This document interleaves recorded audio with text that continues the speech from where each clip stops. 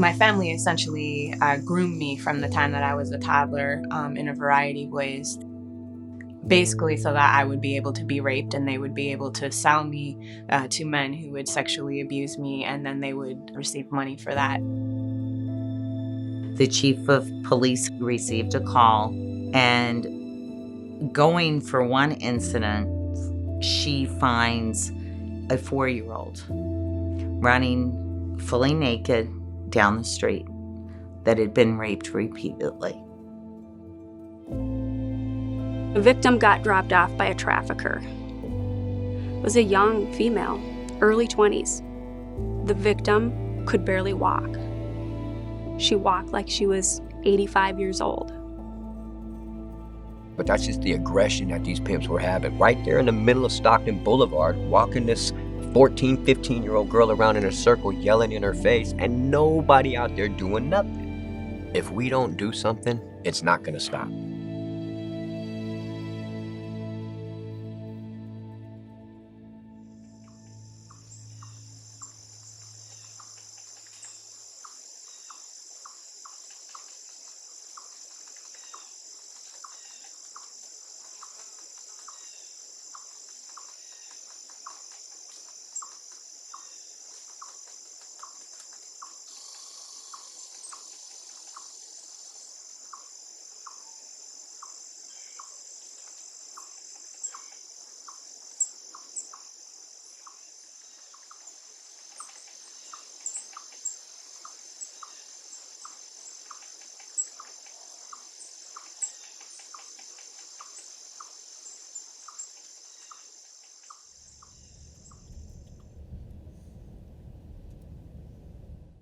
I didn't volunteer for this position when it got posted. I was working patrol at the time, but the powers that be felt that I would be a good fit for this. I mean, I knew zero about sex trafficking when I started this position, and they sent me to every training to learn more about it as I kind of grew in the position. My first 10 months or so, it was all about just needing and wanting to learn about it and understand it. Once I kind of got into it, I started to kind of develop a passion about it because you want to save everybody.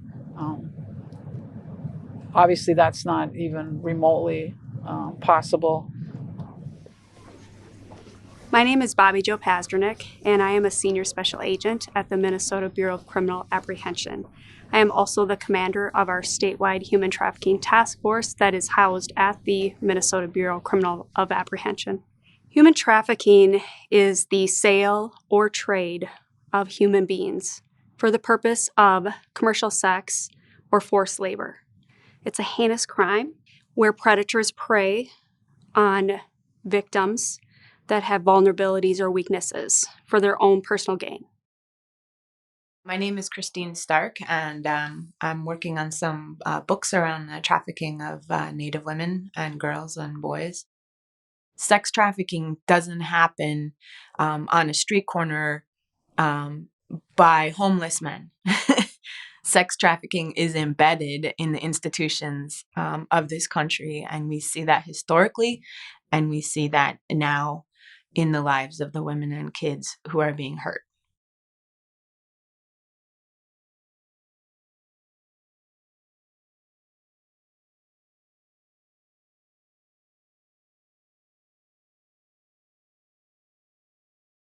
My name is Jeremiah Witt. I work for Breaking Free. I am the coordinator of the Men's Breaking Free program. They used to say the average age of entry was 12 to 14 nationally, and it still is right around that age. But what we're starting to see here is when we ask that question when our ladies come in, is like, how old were you when you got started? They're saying 18, 19 years old. But if you spend time with them and you hear their stories and when they really began and when they really began to be exploited, it is around that 12, 14, 15-year-old age. They're being controlled through manipulation, through withholding of basic needs, through physical and sexual violence to themselves, through beatings, strangulations, being shot at, being thrown out of cars, all kinds of horrible things.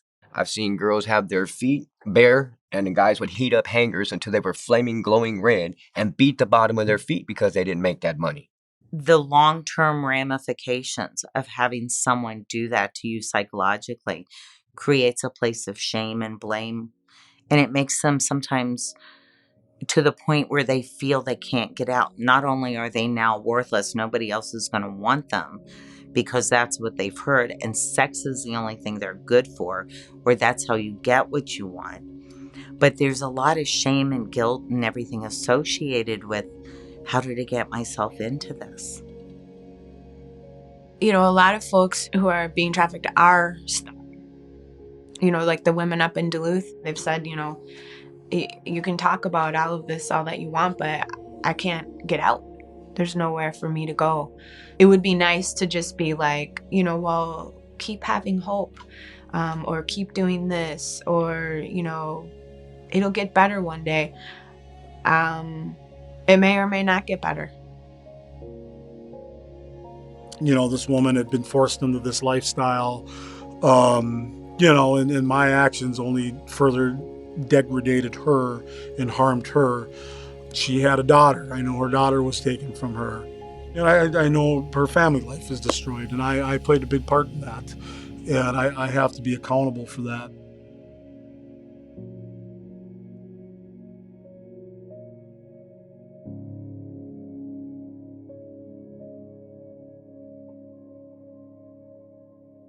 If you could tell us a little bit about your story, we'd really appreciate that. Yeah, so I was born and raised in Minnesota, and I was used in prostitution, or what we now call sex trafficking, which also included pornography from the time that I was a toddler. And the kinds of things that I was born into, I'm certainly not the only person who is using these kinds of things, but they're not talked about very much. I had what are called flashbacks like 24/7 for years. I mean, it was really a nightmare. It was just an absolute nightmare. And I'm really fortunate to have survived the surviving of it. And people don't understand that either. They think, oh, we're gonna put you in a nice house somewhere and we're gonna stop them from pounding on you. This is something that lasts your entire life. I'd say it probably took about a good 10 years of me just really being like, am I gonna make it through this day? But it does get better, and there are ways that people can heal, and that's different for everyone.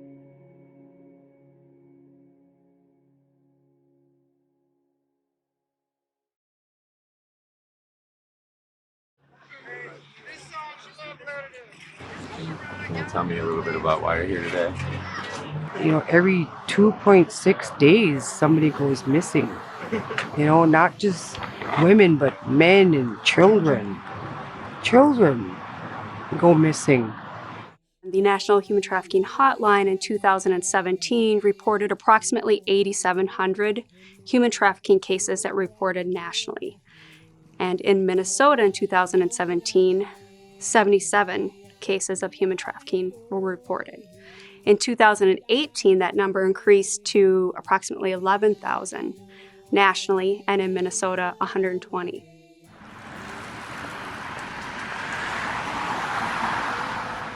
My name is Beth Holger, and I'm the CEO of The Link, which is a youth and adult-led nonprofit based here in Minneapolis.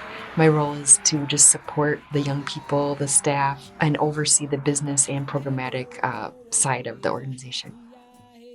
So whenever there are large-scale events or a larger amount of people coming into a new community, the risks for any kind of crime, including sex trafficking, are heightened just because of the increased number of people.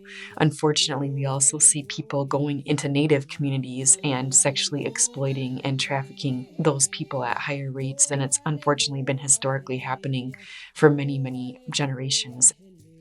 I'm an activist and a writer and also a researcher and a speaker, and I've been doing this for 30 years. I just have an article that came out talking about the historical aspects of the trafficking or the organized rape of Native women. And so you have this long history, and that carries forward. It carries forward institutionally, and it carries forwards in the minds and the attitudes of the generations that came after that. There's a lot of reasons why people are reluctant to call the police, but I think with trafficking, there's an added layer of traffickers and pimps have basically ingrained it into their victim's head. If they reach out to the police or if they snitch or anything like that, they could lose their life or their loved ones could lose their lives. Why do you think a little girl goes missing in one community and everyone's looking for her, and a little girl goes missing in another community and they may say she's a runaway or not getting the same media attention? Honestly, she's just another Indian missing. Oh wow. So, missing and murdered Indigenous women, my niece she's a statistic of that now. I've told my daughters, my granddaughters, that you're going to walk around for the rest of your life with a target on your back because you are a Native American female. My family can trace our lineage back to 1785, and I told them, I said, even though we come from chiefs, we still have to go in pairs. We still have to be careful of who we hang out with. We still have to be strong enough to take care of the girl beside us, no matter what color she is, because we have to take care of one another so that other families don't have to go through what my family's going through. We're very fortunate here in Minnesota. We have a BCA sex trafficking task force that's run with the state, as well as a tribal task force, both specifically addressing sex trafficking. Now, thanks to current legislation and Mary Kunesh Podine and others, we have a missing and murdered Indigenous women and girls task force, where these issues are coming to the forefront and will finally be addressed, which is huge in my eyes. And it was 7 years of hell. So I'm gonna put that little disclaimer out there a little bit before I start telling my story. To get you to where I need to go, I need you to understand that I grew up in the streets. I've been gangbanging since I was 8 years old. So I've always seen pimps. I've always seen women involved in prostitution. Had to prove myself a lot because I was a Crip, and my ex-wife ended up explaining my background to my daughter. And if any man knows, him and his daughter, that relationship is special. Just like a son and a mom. But the dad and daughter bond is like inseparable, you know what I mean? So she heard all them stories and then she started acting it out. My daughter was in school 2 weeks and I got a phone call. Hey, you need to come get your daughter. She's drunk. She's turning over chairs in the class. She's cussing. Ooh. So I leave work and I come get my daughter. Sure enough, she was loaded. So after that, it just wasn't the same no more. You know, you got somebody in your ear telling you 24/7, you know what, you don't need to listen to your folks. And I was kind of strict, I'm not gonna lie, I didn't want my daughter out doing the things that I did. So I kept her in a lot, and I monitored who she hung out with, and she started getting promiscuous and breaking out of the house, and I didn't want to believe it, but I had people telling me they'd seen my daughter on Stockton Boulevard jumping in and out of cars. So I started a journey, and this took 7 years. But I'm a lucky one. I'm lucky. I have a daughter that came home. I had to fight for it. But consistency is the key, man. Consistency. I was going to stay consistent until I had my baby back. You know what I mean? It is so hard. I admire our women so much that make it out of this. But one thing they always tell us is they're still trying to put themselves back together. You're taking a part of her soul away. The really hard part about trying to inform people about what a trafficking victim looks like is this image that they have in their mind. A few years ago, the media started putting out images of human trafficking victims locked in cages. That's what the public saw, and that's what they think a human trafficking victim looks like. But it could be anybody. We're seeing traffickers or pimps branding their victims, so putting tattoos on their upper chest, back, neck with either their street name or a barcode or some kind of symbol, meaning that that victim belongs to them. Poor hygiene. They look fatigued because they're working all hours of the night and day. Someone that when you're talking to them and they're with another person, they don't make eye contact with you, or even worse, they refer to the other person to be able to answer that question. So it appears that they're under control of somebody else. There's a profile for what they call Johns. It's usually a white guy above the age of 40, well-educated, well-off financially, makes well over $40,000 a year. Usually they're married with children. They come from the suburbs to the inner city to get the girls, and then they leave the girls and go back up to their families. That's been the stereotype of what a John looks like for years. But what we're starting to see now is that demographic is changing. We've noticed that the age has dropped. We got more guys coming now in their 20s and 30s.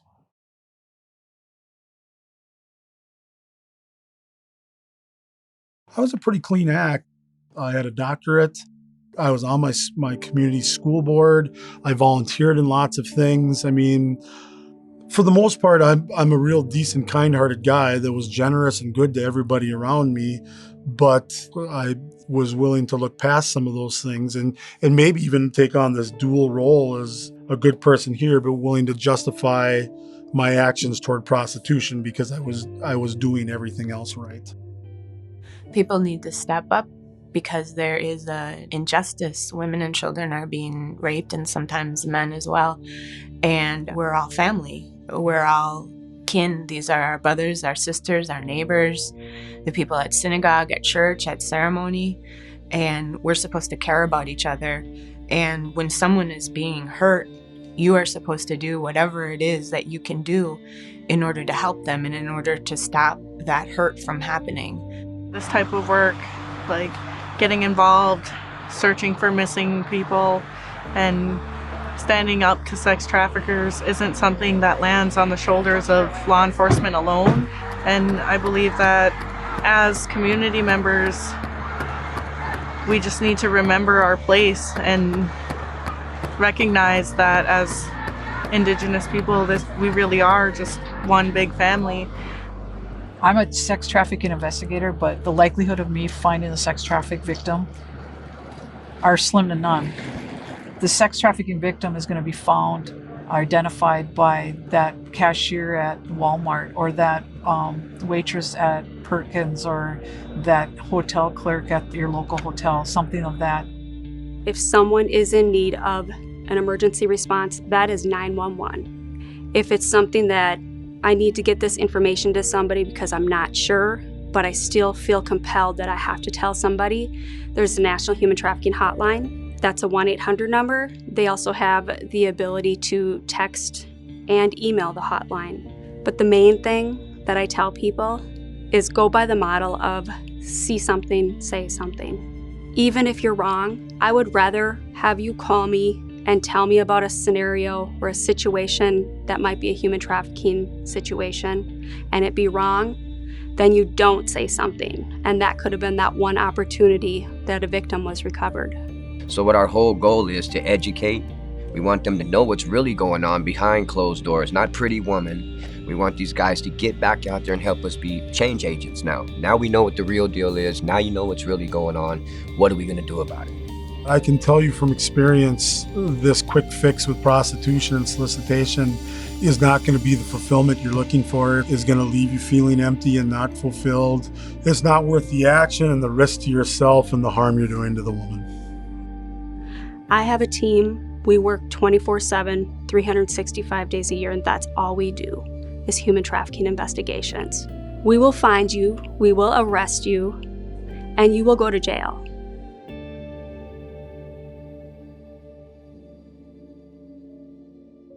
The way we shift that view of someone being less than according to their race or their color, religion, is one-on-one conversations or small groups. We have to have those tough conversations with each other with an open mind and an open heart. You never know when that person is going to cure cancer or Alzheimer's or compose the most beautiful music we've ever heard. We all have value.